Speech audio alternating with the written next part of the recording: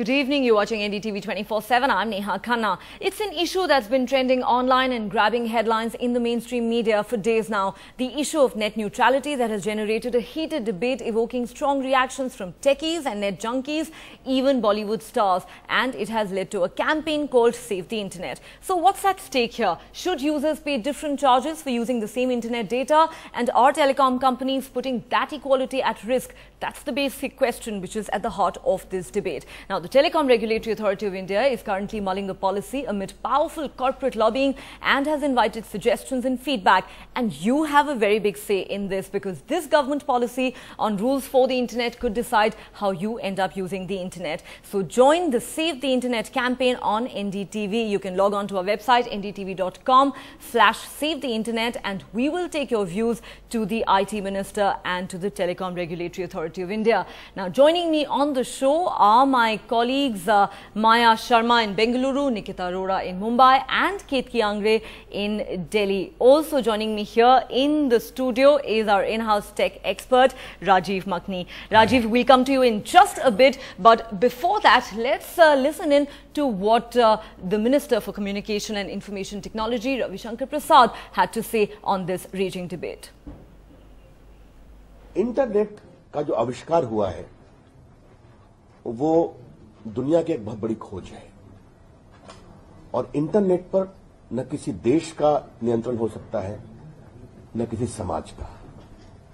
ये दुनिया की भलाई के लिए है, और अगर इसे ग्लोबल बनना है तो लोकल के साथ इसका प्रभावी समन्वय होना बहुत आवश्यक है। बाकी जब सारी रिपोर्टें आ जाएंगी तो सरकार सब चर्चा करके अपना फॉर्मल स्टैंड इस बारे में निर्णय करेगी। All right, so why is this so important? Let me take that question straight to Rajiv Makhni here. Rajiv, deconstruct it for us. The question many are asking is, what is all this fuss about? Why do you and I need to care about net neutrality? Also, does it really exist, or are we just romanticizing it? Okay, it exists. It's there from the very beginning, and it really affects all of us, because look at it this way. The way we were born with the internet, for everybody that is from that generation, whatever you've done on the internet may have different pipelines. A video may come quicker to you, while a WhatsApp message or something else may be a little slower. It doesn't need that much of data. But we've never paid different rates for what we've done. Now imagine your life in the future. You actually go on to a video, you're streaming that video down, and you're paying maybe 10 times the rate. You want to do a video chat or a conference call, 5 times the rate. You want to go online shopping, it's free, but it's paid for some other company. The other company pays for it. So think about it. Suddenly, the data bill that you'll get will be maybe having 10 different headers, and you'll be paying different rates for it. That can be a recipe for disaster in the future. Right, which is why we see such a huge hullabaloo and so many people now joining this online protest and trying to make their voices heard. In fact, let's now get you a few voices from across India. Of course, everybody seems to have an opinion on this right now. I'm now joined by my colleagues Ketki Angre, Maya Sharma and Nikita in Mumbai. Ketki, let me come to you first. Now, you are joined by some people who have their own startups. Now, this is really a group of people who are objecting very, very strongly to the tie-up that we saw recently between Flipkart and Airtel, because the startups say that they are likely to take a big hit if the government was to allow something like this. Well, certainly, Neha, and let's take that question straight to Arpit and Samar. Arpit is someone who started out as a small entrepreneur. What were the hardships you had to go through, and why is this debate on net neutrality so important for you? So as a startup, there are a lot of vulnerability a startup faces. Bringing a new technology itself is a major problem. Finding right employees and also getting the product out in the market is a problem. However, if you also put restriction on how much it can share on internet, you're actually taking the life away from the startup. So I think net neutrality is against a lot of startups, early stage startups especially, which require all the kind of support that we can give them. And therefore, I strongly believe that net neutrality should be supported by all means. And how much trouble did you have getting GetChat operational? Yeah, so I had to educate a lot my customers, and while educating, for me to be able to educate my customers, I had to create a lot of content in videos, photographs, some displays. We had to create PDF files which they could read. And if we are not able to enable our customers to be able to access this content, very well. I don't know how we will have to physically go door to door to be able to enable them understand our content. So some of the companies are saying, hey, it's just a marketing tool. Why are you getting so agitated? See, when you're saying it's a marketing tool, you're putting people who have the money to market against people who don't have the money to market. Typically, people who are new and innovative will not have the money to market, and therefore, people who are incumbents will always keep winning because they have the marketing muscle.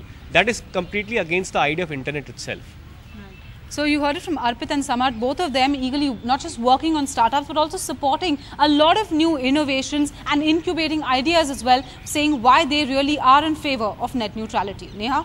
Right, Ketki, startups certainly making the point that they are going to take a very, very big hit if the government were to allow something like this that would seriously compromise net neutrality. Let me now also go across to Maya Sharma, who joins us from Bengaluru. Maya, your city is of course full of techies, and they certainly have very, very strong views on this raging debate. What are your guests saying on this? That's right, Neha. Yes, Bengaluru is the place when it comes to IT. And we have two guests here, very, very internet savvy indeed, far more than I am, I must add. We have Ishan Sharma of the Net Neutrality Group, and also Pranesh Prakash, who's he's Policy Director of the Centre for Internet Society. Now, Ishan, I'll just start with you. I mean, I use the internet all the time. Why should I care about this? What is net neutrality? Why does it affect me as a user, as a non-techie user? So net neutrality basically is the principle that every packet on internet, every data bit on internet should be treated equally. Okay. So if, let's say you are paying something for your data pack, you have 250 rupees data pack with your operator. Now, they cannot discriminate between any other traffic. They cannot charge you more for WhatsApp on top of your data pack. So that is what we are against. You're against it. Now, your group is in fact actually sort of spearheaded the campaign, really. You have your own website. What kind of response have you got to that now? So the response has been phenomenal. We have sent around 1.6 lakh mails. Wow. So, and we have gotten around 7 lakh visits to the website in just 3 days. Okay. So thanks to AIB and a lot of other groups which made videos and then shared them. Yeah. So lots of people are coming in. Right now, I just came here and there were around 400 people on the site at the same time. Okay. So we have gotten great response. We did not anticipate it to start with, and whole tech team is just scrambling to keep it up. Okay. A lot of response there. Now, Pranesh, for me again, like this is something free which is being offered by a company. So what's the problem? Do you think that maybe sometimes it's not so bad? So we have to distinguish different situations. What Airtel was trying to do in December with WhatsApp, trying to charge you extra and censoring WhatsApp if you didn't pay extra, that should not be allowed, and we're in complete agreement. And the kind of quote-unquote zero rating schemes where perhaps one company like Flipkart pays Airtel is the other kind of model that people are hotly debating right now. Now, in that, there can be anti-competitive zero rating, where Flipkart enters into an exclusive deal with Airtel and doesn't allow, and which is prejudicial to its competitors. Okay, or there can be competitive, where there's price transparency of terms, where there is no exclusivity. Anyone can make a deal with Airtel, just as any of us can buy an Airtel SIM, or can buy a Vodafone SIM, or can even buy both. So it's open market, it's freedom of choice. Exactly. It's open market, and it also does one other thing, actually two other important things. One, it's a competitive marketplace. Two, it increases access and makes it more affordable. Three, it is beneficial for customers, okay, who have free access to something that otherwise they would have to pay for. So it's like a win-win situation. Okay, well, slightly differing views from these internet experts here. One saying that no, the entire thing should be objected to, but Pranesh is saying that perhaps look into it first. Perhaps a competitive market may ultimately benefit the consumer as well.